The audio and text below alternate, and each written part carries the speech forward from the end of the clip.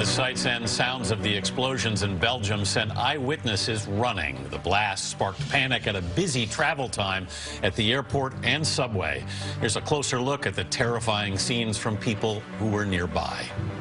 First explosion was small, but second one was big explosion. It was chaos. What I can describe, I cannot describe because it was blood and it was chaos. So when I was outside, I just saw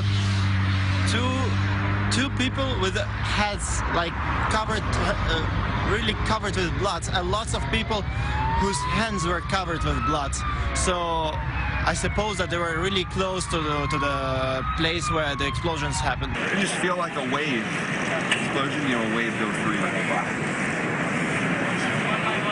And you knew as soon as it happened, no doubt, this is a terrorist attack. It felt muffled, so I knew we were not very close to it, but we were close enough that it reverberated throughout our entire life.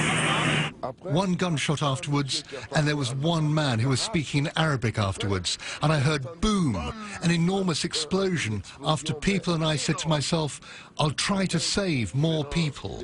It was first, I would say, small explosion, maybe a shotgun or something like that, and a few seconds later, a very big explosion,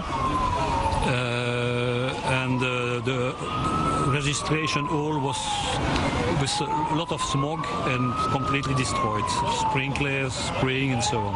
We had a big bang, everybody cried and came along here. We saw kind of smoke, so the shopkeeper went out and said, no, it's nothing urgent because they are working here. It was a very loud explosion. Yes, it was very loud. Yes, it was not something that fell on the ground, or something like that. It was, you felt kind of shock. It was very frightening. I mean, I heard it. I was in duty free. Yes. It was very frightening. Yes, it was.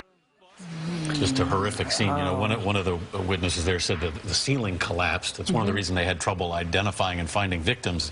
This witness said we were walking in the debris. It was like a war scene. Yeah, I saw another witness who was working. This is what's so frightening. They're now setting it up at the departure. A baggage worker said he just jumped into a luggage chute because he was so frightened. The Belgian Prime Minister says this is a dark moment for our nation. We need calm and solidarity. But you hear the images, you hear from the people. It's very, very scary. An assessment about security not only in Europe but in the U.S. this morning. And for that reason, our coverage of the Brussels bombing will continue when we come back. Next, we're going to look at